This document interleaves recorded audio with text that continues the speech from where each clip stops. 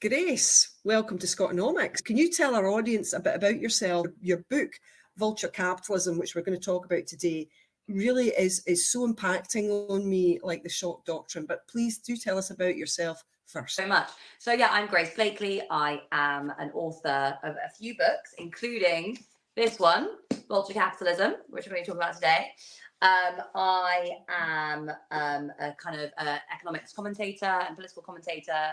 So I write for Tribune magazine. I used to write for the New Statesman. I appear quite a bit in the media. So, you know, just did Question Time, which was good fun, and all that sort of jolly stuff. But yeah, the main thing I do is write books and talk about them. You're an Oxford or Cambridge graduate, though, aren't you? Oxford, yeah, for my sins. And what did you study there? I did the degree that every single terrible person who has ever run this country has done, or our respective countries: politics, philosophy, and economics. It's a good way to know. It's a good way to know the enemy, isn't it, Grace? I would say so, yeah. To fraternize with them. So, Grace, in your introduction, you state that living under capitalism, a system of pervasive unfreedom, but how could anyone object to a free market? And are these markets truly as free as they purport to be? So the whole premise of the book, the argument of the book, is that capitalist societies aren't really free market societies. And one of the reasons that I wanted to write this book was to kind of take apart the misconceptions that people have about capitalism and also about socialism. So the inspiration was that I was doing a lot of interviews and things during the COVID-19 pandemic. And this had been after the 2019 election. I had been, quite vociferously campaigning for Jeremy Corbyn. And I was asked on a lot of these news shows, the government's doing loads of stuff. It's bailing out loads of businesses. It's spending loads of money. You got what you wanted, even though, Labour didn't win the election. You got socialism because the government's spending loads of money. And I started to get really frustrated with this misconception and misunderstanding as to what socialism was.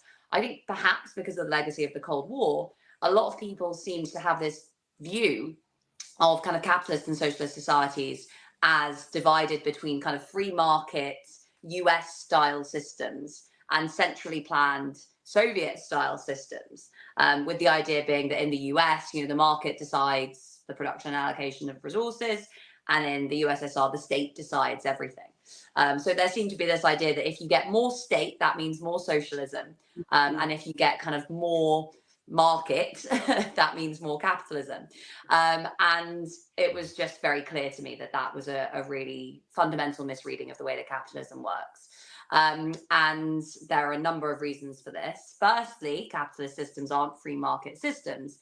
And secondly, there isn't this separation between politics and economics, between states and markets under capitalism that you might expect from, the worldview that I've just outlined. So first and foremost, capitalism isn't a free market system. Most big markets within capitalist societies, within the global economy, are dominated by a couple, maybe 4 or 5 massive multinational corporations that dominate their industry and which are capable of wielding immense amounts of power in the economies in which they are headquartered and in the global economy as well. So they have kind of monopolistic or oligopolistic power within these markets. And that allows them really to plan who gets what.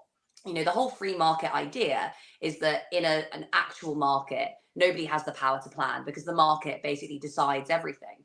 There's lots of different firms all competing for, the same kind of market share.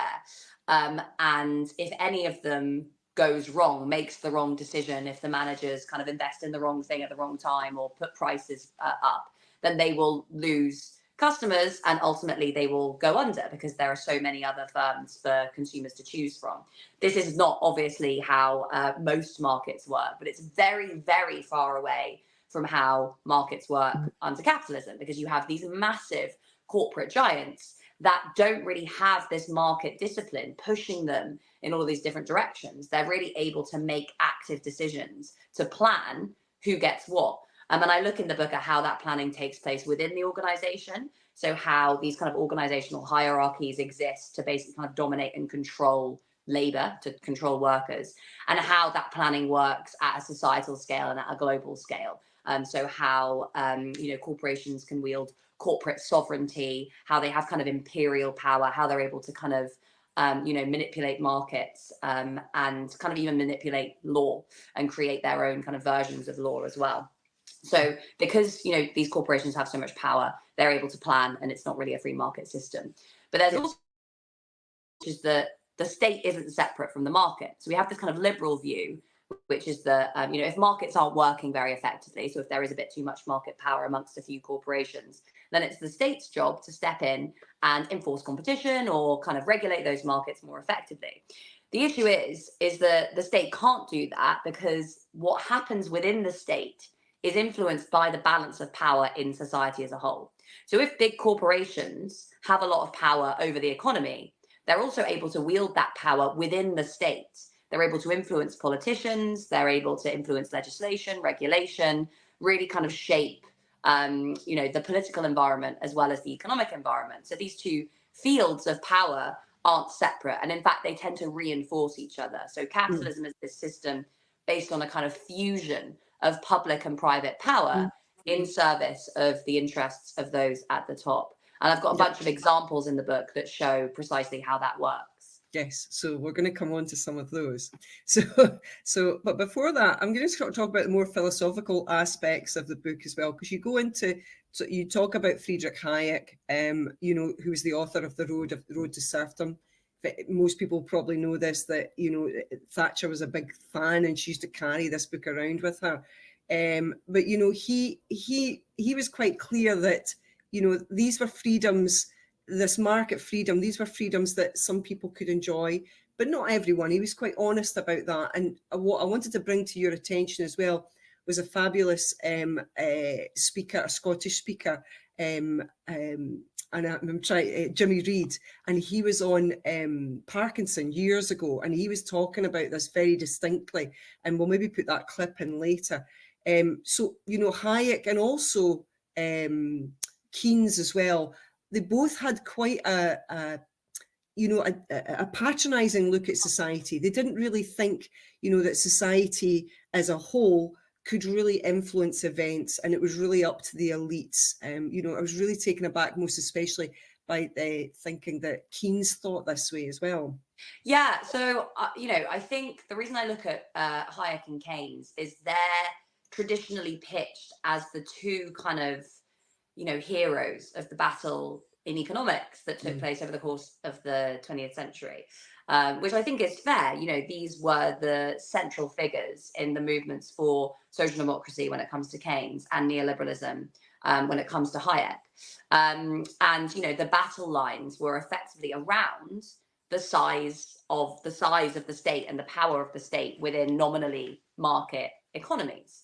Now, Keynes was obviously writing in the wake of the Great Depression, and his work centered around how to kind of tame the irrationalities of market systems. So he saw that, because of the kind of psychology that underpins human behavior in free markets, or just in markets in general, you can get these big booms and big crashes, and you can get kind of collective action problems regarding issues like investment, for example. So, if everyone's pessimistic about the future, nobody invests, and then they create the kind of scenario that they're kind of that they most fear.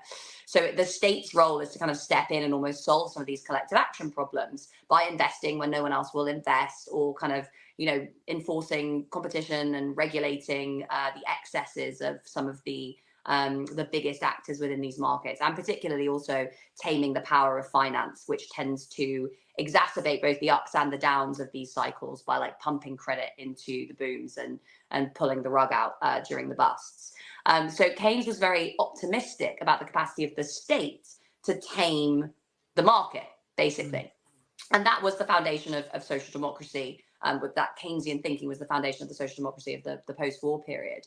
Now, whilst Keynes had this, pretty kind of rosy view of how the state could work, the only reason we actually ever got social democracy, it wasn't because suddenly politicians turned around and all decided that Keynes was right. There was a bit of that going on. It was primarily the fact that working people were so well organized in the wake of particularly the Second World War, when you'd had the demands of the war economy, full employment, etc., that they demanded a lot of things that Keynes had been talking about, alongside things like, you know, a welfare state, investments in social security, etc. So you had this alliance basically between kind of workers and unions on the one hand, and Keynesian thinkers on the other hand, that pushed through this social democratic shift that saw, you know, a much more active state, and a kind of corporatist model, really. And by corporatist, I mean the state playing a role as kind of mediator between capital and labor, between workers and bosses. So you had workers, bosses, and politicians all kind of working together, sitting around the proverbial table to plan what was going on in the economy, right? And this is the argument I make in the book, is that, you know, all capitalist societies have an element of planning within them. The question is, who is involved within that planning? Under social democracy, workers had a seat at the table alongside bosses and politicians and representatives of the state. The transition to neoliberalism, this was all framed around Hayek's view that the state had gotten too big and that we needed to shrink the state to create greater space for the market. And he had, you know, this very interesting perspective about how markets work that was based around complexity theory. You know, the idea that economies are too complex to centrally plan, and that doing so will create, you know, unforeseen consequences, as well as kind of corruption, and lead us all down the road to serfdom. So his argument that was, we need to kind of, you know, basically tame the social democratic state and do a lot of things that the neoliberals ended up doing. But the argument I make in the book is that actually existing neoliberalism did not shrink the state at all. It did cut state spending in some areas, particularly when it comes to support for workers. But spending also increased in other areas. So, you know, particularly around when we're thinking of, you know, handouts to big businesses, the revenue loss in the form of tax cuts, subsidies to big businesses, and a lot of kind of off-balance sheet support in the form of kind of implicit subsidies by central banks, outsourcing, all of this other stuff, where a lot of private activity still relied on the state, but it wasn't necessarily actively being undertaken by the state, as well as the dramatic expansion in the kind of police authority of the state when it came to kind of breaking up unions, crushing demonstrations, you know, all those anti-union laws and stuff. The power of the state was used to kind of split up and divide working people as well. So the state didn't get smaller by any stretch of the imagination with the neoliberal shift. What happened, and this I argue was always really the aim of the neoliberal movement, if not Hayek himself, was that workers lost their seat at the table. So the social democratic model was planning, tripartite planning, basically. And with the shift to neoliberalism in the 1980s, workers lost their seat at the table. And instead, you had centralized planning that was taking place just amongst representatives of large corporations and financial institutions, alongside politicians and bureaucrats within the state. And this is kind of how capitalism has been throughout most of its history. The social democratic period was the exception rather than the rule, that workers had an input into this process.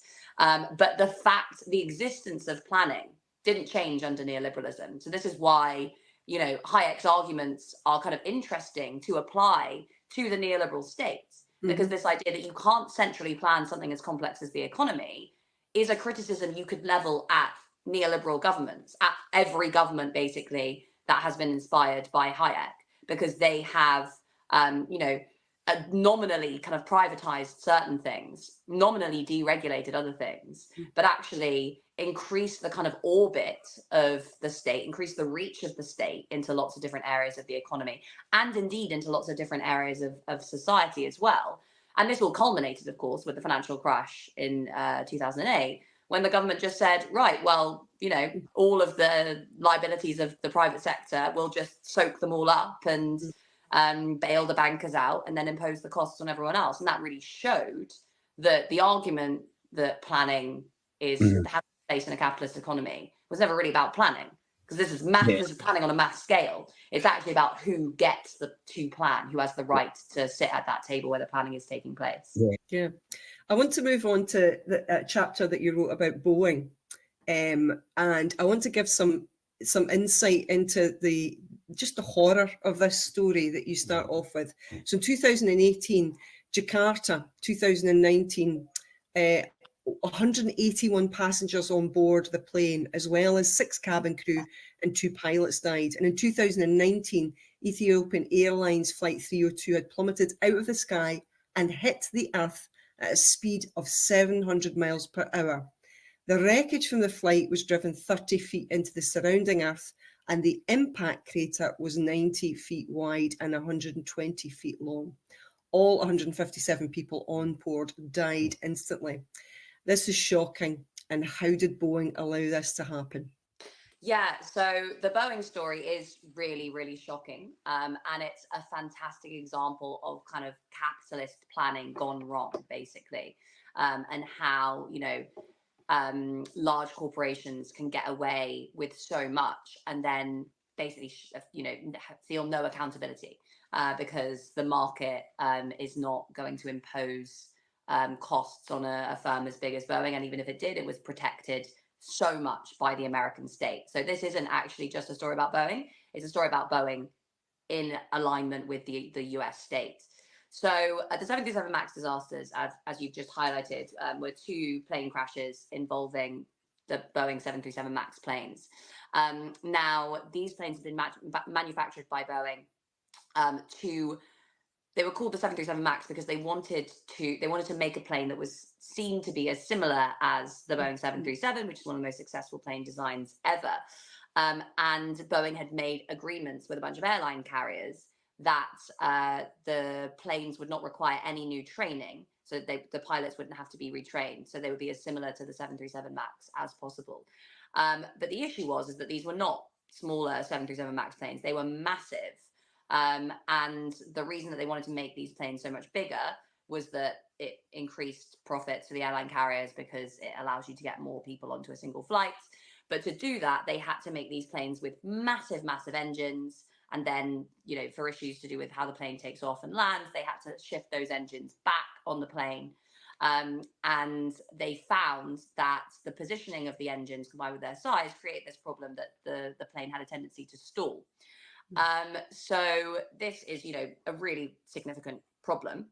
But rather than dealing with the problem head on, they decided to create this software fix, which is basically whenever the plane starts to stall, a sensor on one of the wings detects the stall and then automatically pushes the plane's nose down in the ground, basically to stop it kind of tilting up like that. So it pushes the plane's nose down. And this was called the MCAS system. Now, this was an automatic system that it would have been, extremely difficult to correct manually because of the force that was pushing the plane down into the ground. It wasn't, part of the pilot's training, so they weren't really aware as to what this system was, the pilots who were flying this plane. And it was only connected to one sensor. So if there was a malfunction on one of the sensors, as is what happened in both of those plane crashes, then the nose of these planes would just dive out of the sky and just plummet into the air, killing everyone on board. Now, it emerged in the wake of these crashes. At first, Boeing tried to blame the pilots, but it emerged in the wake of these crashes that senior executives at Boeing had known about the problems with the plane, about many, many problems, not just this, multiple different problems with this plane before it went to market. The regulators had basically been asleep at the wheel because they had moved to this philosophy. The FAA had moved to this philosophy of self-regulation, which was the same philosophy as that which underpins regulation of finance before the financial crisis. And effectively, Boeing was actually being regulated by a unit which sat inside Boeing and whose employees were paid by Boeing. So there was just a massive conflict of interest here. And the FAA kind of highlighted some problems with the plane, but these were effectively ignored and it was allowed to go to market anyway. Boeing had also spent a lot of time and resources lobbying regulators to reduce regulation around the airline industry, constantly putting forward this argument that they operate in a competitive market and no manufacturer would deliberately manufacture a plane that was faulty. They would have very rigorous standards because doing so would kind of undermine its business. Now, this argument is something that has been disproved quite clearly in the wake of these extraordinary crashes and all of the chaos that has befallen Boeing since then. But it was, a one that was used to kind of change the nature of the regulation in the run up to these crashes as well and entrench this philosophy of self-regulation. On top of all this, this was really the culmination of the transformation of Boeing that had taken place over several previous decades. So Boeing had been kind of renowned as a firm that really placed engineering expertise at the core of its business and really respected engineers and pilots. And the pilots were kind of always in control of Boeing planes, which is why they liked to fly them. But it was during the 80s that Boeing kind of abandoned those commitments and those values and really shifted towards becoming a company that was solely concerned with maximizing shareholder value. And part of that was to do with a merger that took place between Boeing and another firm, McDonnell Douglas. And that was kind of running into the ground, but it was really important for the US military industrial complex. So it supplied it was important basically for the US states that McDonnell Douglas kind of survived. So the state organized this merger between Boeing and McDonnell Douglas, and McDonnell Douglas's culture, which kind of was oriented around like cost cutting and like managerialism rather than kind of prizing engineering expertise, really became embedded within Boeing. And under successive CEOs, particularly Harry Stonecipher, who oversaw the development of the 737 MAX, this culture of just like slashing costs, undermining engineering expertise, lionizing middle management, and really just focusing solely on shareholder value became really ingrained and embedded within the firm. And that's the kind of cultural shift that underpinned the failings around the 737 MAX, because whistleblowers had come forward. You know, there was a lot of concern about these planes, but it was ignored basically to protect the bottom line. So that was the kind of the context. And as you can see, the American government had already been very, very involved with what had been going on, whether that's in the form of, you know, the changing regulation to which the firm was subjected, or this merger that had taken place. But Boeing was also one of the biggest recipients of corporate welfare in the whole of the United States at the time. So it had massive tax breaks, massive subsidies at a state and a federal level. It had lots of like government contracts. So, you know, it was quite dependent upon that. And then even after the 737 MAX disasters, it got a massive backdoor bailout, basically, during the COVID-19 pandemic. This was after wrongdoing had come to light. And there had even been kind of criminal charges that had been brought against the company. So the Boeing story really does show that it doesn't operate in this competitive market. It's this kind of monopolistic market structure. It's just Boeing and Airbus competing. And Boeing, because it has such close links with the American state, can always rely on that political support to make sure that it stays afloat. So even after these massive crashes, when you would read that and think, I'm never flying on a Boeing plane again, it's still operational, it's still manufacturing planes, it's still selling planes, despite all of this chaos that would have put any other firm under. Now, that isn't a real market. No. That's a corrupt market. It's a market that's, you know, so dominated and controlled by a couple of institutions and their political allies that it doesn't really function as a market anymore. Yeah, such a good example. Yeah, and for our watchers and listeners, this chapter was particularly shocking for me. Some of the details in it really are blood-curdling. I want to move on to Ford. It's not the cuddly man who paid his workers enough so that they could buy the products that they made. Can you tell us a little bit more about Ford?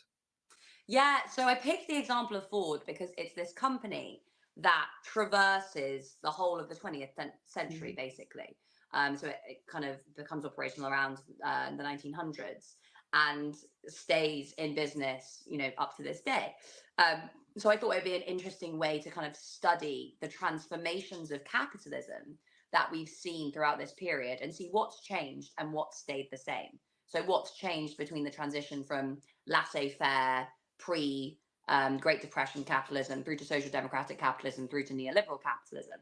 And Ford turns out to be a really great case study for understanding these changes, because the nature of Ford's business and Ford's management and its relationship with the state does change over this period. But the thing that remains the same is that Ford is never operating really in a market. It always has very close relationships with the state. And the authority and power of Ford's managers over the company, and indeed in some senses over society as a whole, is always quite significant, although it is challenged more at different periods.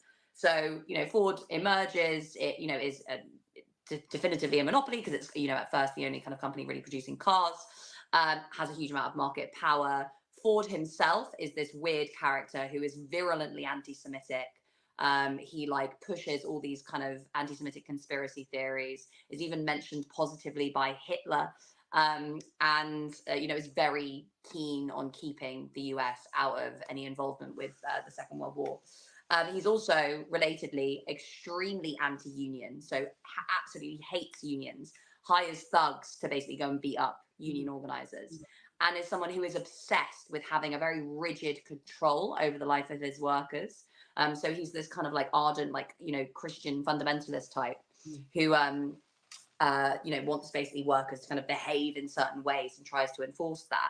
He doesn't do so very successfully until he introduces the $5 day, which is actually composed of a $2.50 basic wage and then a $2.50 top up, which is contingent upon a bunch of behavioral guidelines, including the workers not drinking, their wives not working outside the home, all of this stuff that Ford really wanted to kind of push on his workers to try and control them. And obviously, a big part of the reason for this giveaway was to undermine the threat of union organizing, which was building at that time.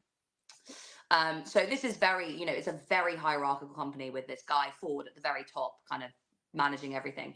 He also, during this period, so during the 30s, tries to set up a rubber plantation in the Brazilian Amazon. So he buys up this swathe of land and basically runs it almost as like a kind of mini state, ships a load of Americans out into the Brazilian Amazon, creates a little American village with like picket fences, golf courses, swimming pools, very odd, and hires a bunch of local workers that he keeps in very different conditions. And again, tries to kind of subject them to these like rigid controls. But the whole thing is a disaster. The workers rebel. A lot of the managers die of diseases, and they're not very good at harvesting rubber anyway. And eventually they come up with a synthetic alternative that means that the whole project kind of doesn't really get off the ground. But again, it shows the ambition of this guy. He kind of acts as though he's like, an imperial planet, or a colonist, I suppose, like an imperialist that can go up and just buy up a whole swathe of land and be like, this is my little mini, he literally called it Fordlandia. It's my mini kind of territory, and govern it as he governs his own company, as he governs workers and tries to exert these rigid controls over their behavior. So the power that this guy has is really, really significant. The power and authority that he's able to exercise over his workers and over society as a whole, very significant, because again, he doesn't have that many competitors, and he's very closely aligned with the American state as well. This corporation only escalates during the Second World War. Ford is playing both sides. So there are Ford companies that are supporting the German war machine, Ford factories, that are supporting the German war machine. And Ford is also manufacturing a huge proportion of, certain like aircraft and weapons and things that are used by the US as well. And during this time, the kind of cooperation between Ford and the government steps up. There's like a whole new factory that's built with a load of support from the US, and they just become very, very closely intertwined. And this is the kind of, this is also a period during which his workers start to get organized. Yeah. And Ford doesn't like this very much, but eventually the UAW wins recognition and is able to really fight to get a seat at the table. And this obviously reflects the trends that we were talking about earlier, the demands of the war economy, full employment, a general kind of increase in workers' power that had taken place over this period, so that when the Second World War ends, Ford's workers are just much stronger and more powerful relative to Ford. And this is also the kind of beginnings of social democratic capitalism. So the state is taking this role as a kind of mediator between bosses and workers. There's lots of industrial disputes within Ford at the time, and within a lot of the other auto manufacturers. The US state, in various different ways, including setting up a bunch of committees, tries to act as the mediator, basically trying to balance the interests of workers and bosses to kind of come through to an agreement. And just the fact that workers are included in that process is an indication of how much their power has increased since the 30s. So over this, this time period, you get a Ford that is kind of really in expansion mode. It's, producing a lot, its employment is increasing a lot, but its workers are kind of demanding much higher wages. Eventually you get to a point around the time of the neoliberal transition, you've got competition from abroad, and the managers at Ford are angry because this is a point at which profits are being squeezed by that global competition. So the post-war period you can kind of think of as like a pie expanding period. So there's not as much conflict as you might expect between workers and bosses, given how much more powerful workers are getting, because the pie is kind of increasing. But when you start to see that growth slow because of the pressures of international competition, along with a whole bunch of other things like the oil price spike, then that conflict really pushes back into the fore. And so a bunch of these committees that have been set up start to break down. You start to get more threats of kind of union organizing. But partly because of the kind of changing political context as well, the bosses ultimately end up winning. They say, you know, we can't give you higher wages because we've got competition from Japan. So we're actually going to, you know, cap your wages, automate a lot of production, and massively reduce employment. So from the 80s, employment at Ford really falls drastically. And what's interesting as well, and I think this is really pertinent to the argument that you see among the neoliberals about, you know, free market capitalism. Ford, rather than kind of becoming this more efficient and competitive firm due to international competition, it shifts from being just an auto manufacturer to an auto manufacturer / financial institution. By 2008, most of Ford's profits are actually coming from its lending arm, which lends to consumers to allow them to buy cars. And because of this, it had built up a huge amount of debt, kind of, you know, astonishing for a motor company. And it was really, you know, under threat when the financial crisis hit. So obviously it gets a backdoor bailout. It doesn't get kind of direct TARP funding from the US, but there's a kind of back route that Ford goes through that I talk about in the book that allows it to get a big loan to cover some of those costs. And again, you see employment decline, you know, Ford in general in this state of decline, and you know, becoming even more deeply enmeshed with the US government, basically, so that it's hard to kind of see where the market ends and where the state begins by this point. And Grace, I was just going to say, just if I could take you back to kind of Ford in the 1920s, 30s, 40s, and I don't think it's covered in your chapter, but I just kind of wanted to highlight the relationship between Ford, big oil, and the American state.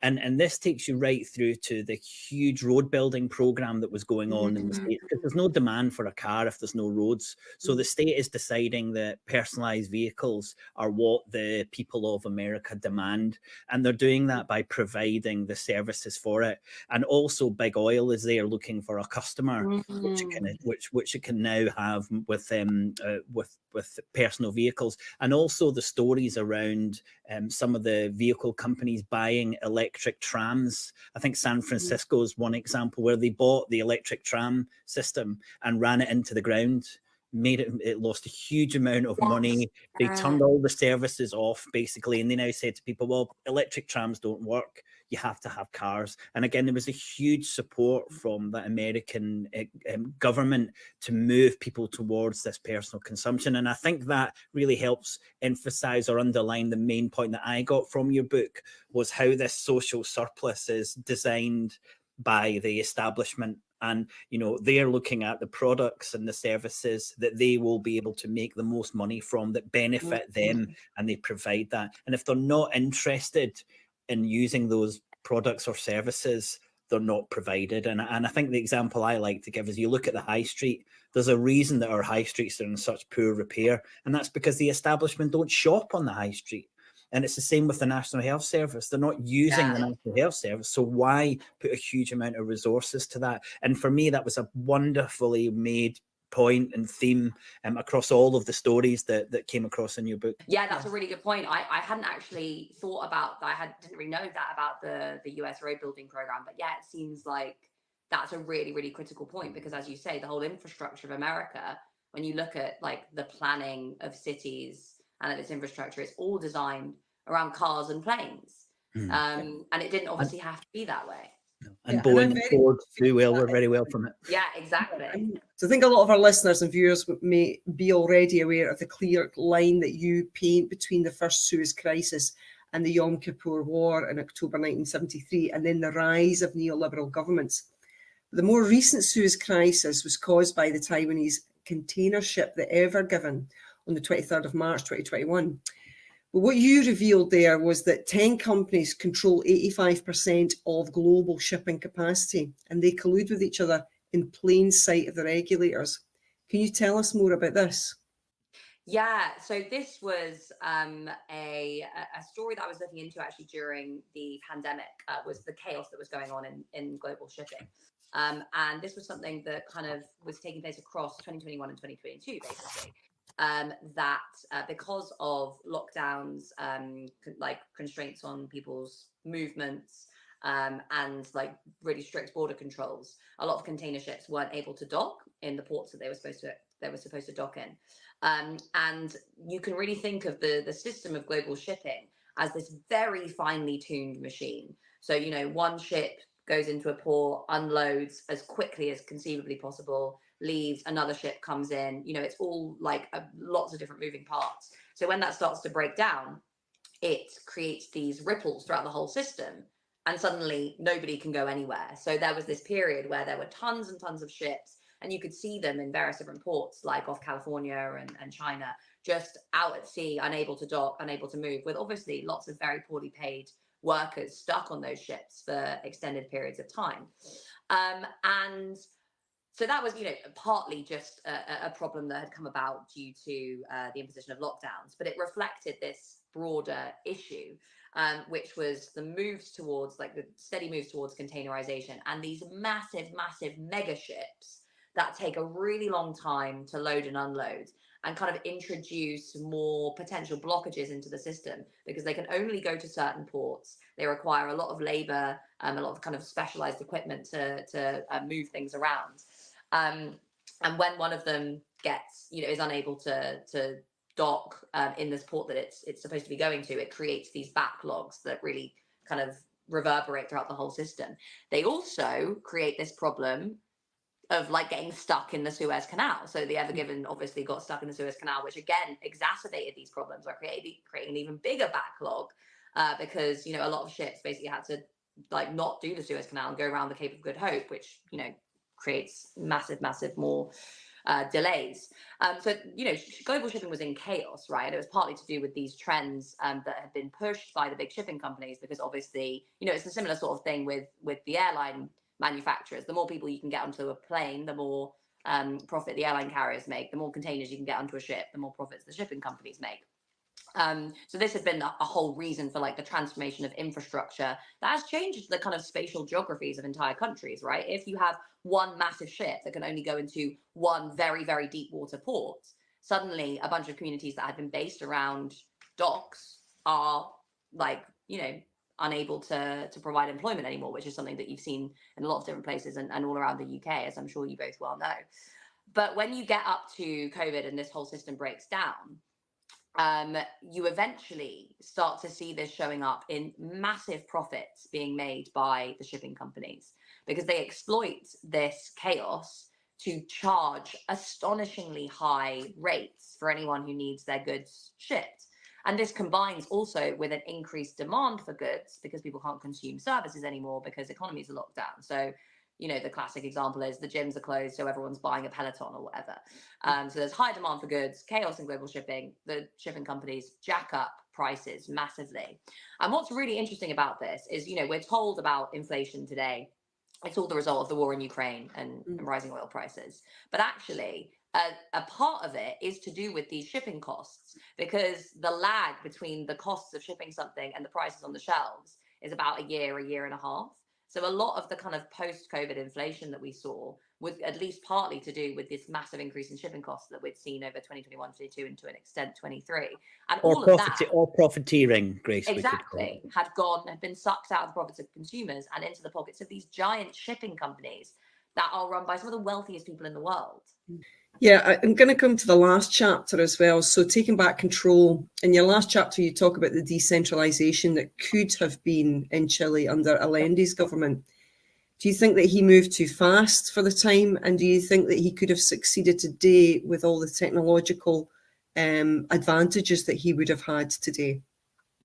You know, the big problem that Allende faced is the problem that all governments in the global south face, which is the problem of imperialism, basically. And this was particularly acute at the time that Allende was trying to do this, because obviously it was in the context of the Cold War. And there was this idea that, you know, no even like moderate form of socialism would be acceptable to the US in its backyard, i.e. in most of South America. And, you know, the United States had propagated some horrendous basically crimes throughout Central and South America, over the course of the preceding decades to kind of undermine the threat of socialism, often supporting into power horrendously authoritarian, brutal governments. Whether you look at this, like what happened in Guatemala, for example, with the United Fruit Company, which I talk about, or of course, what happened in Nicaragua, and what happened in Chile under Allende. So Allende comes to power, tries to implement this kind of neither Washington nor Moscow model of democratic socialism, which is based on kind of worker control, like citizen control over public services, decentralization, a real democratization of society. So it's not a kind of centralized plan. He was actually very, a lot of people in his government were really au fait with systems theory, which is what Hayek had used to write about the economy. And they knew that like a really rigid central plan wasn't going to work. So they kind of wanted to create a kind of democratic alternative. And they did that using the technology that was available to them at the time, which wasn't particularly sophisticated. And they might have been able to do a lot better had they had access to different kinds of technologies like the ones we have today. But the main issue was that the US would not let this happen. And, when you've got a massive superpower that is saying you will not do this, and when you don't have the kind of global South solidarity that allows poor countries to come together and say, you can't stop us, then there's not really any way around it.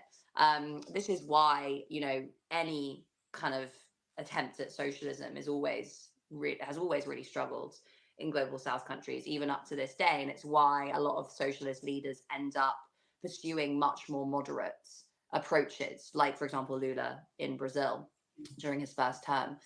And, that is a real problem. It's not something that you can just kind of get around. But it's also why, the potential for kind of socialist organizing is so important in rich countries as well as poor countries, right? Because if you were to look at the global economy today, you'd be like, oh, well, if revolution is going to happen anywhere, it's going to happen in the poor world where people are kind of denied basic rights.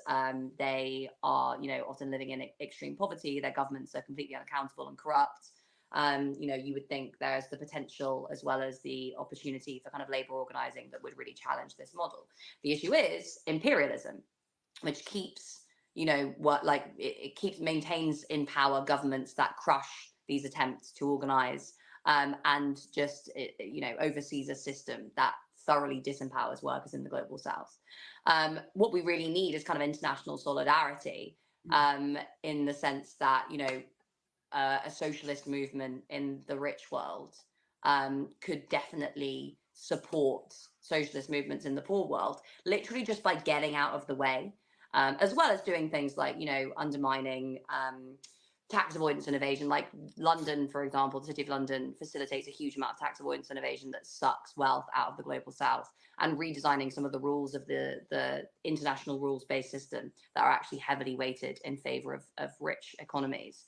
But, the whole meaning of international solidarity should really be about, socialist movements in the rich world, supporting socialist movements in the poor world, and undermining threats by their governments, like the very real threats made by the US against the Allende government that ultimately resulted in that government collapsing, and a ruthless neoliberal dictator coming to power who literally used to abduct people and throw them out of helicopters.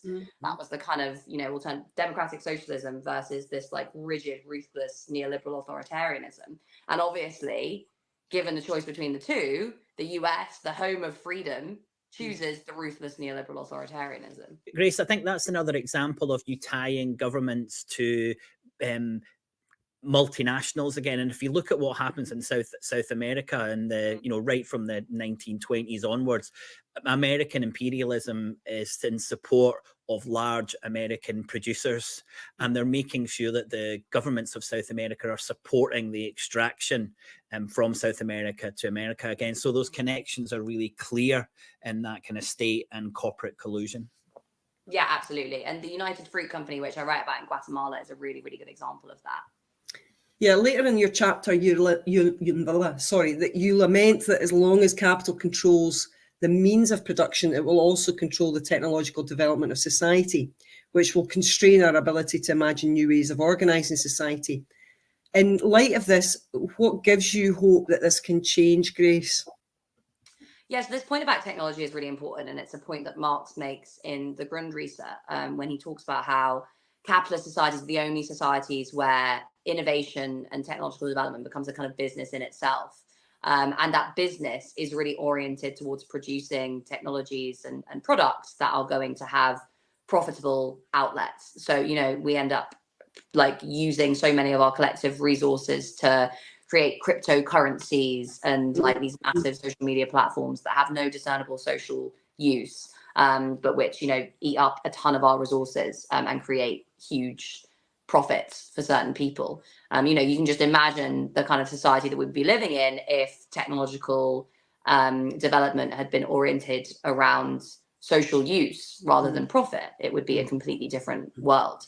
The issue is that, yeah, you know, the capitalists control, it's, you know, this fusion between public and private power, between capital and the state, controls the direction of technological innovation. So it's generally kind of state armies and militaries and defense departments that invest in research and development, and then big kind of private corporations. And, you know, you can see this today with like Elon Musk trying to get to Mars to escape a dying planet. So bringing technological development and innovation under democratic control would be like a massive step towards, you know, building a different kind of economy. And I look in the book at like a number of different ways that you can do that. So I think like some of the ideas that Mariana Mazzucato, for example, has in her book, which looks at this, are really good. Like, I'm a bit more skeptical about the potential to just get the state to do good things. You have to build power to force politicians to do things differently. This is Mariana Mazzucato's idea of a mission economy, isn't it? Yeah, exactly. Yeah. Which I think, you know, that could be good if it was driven by the right power dynamics. So you have to start by like building a base to demand a shift towards a democratic economy first.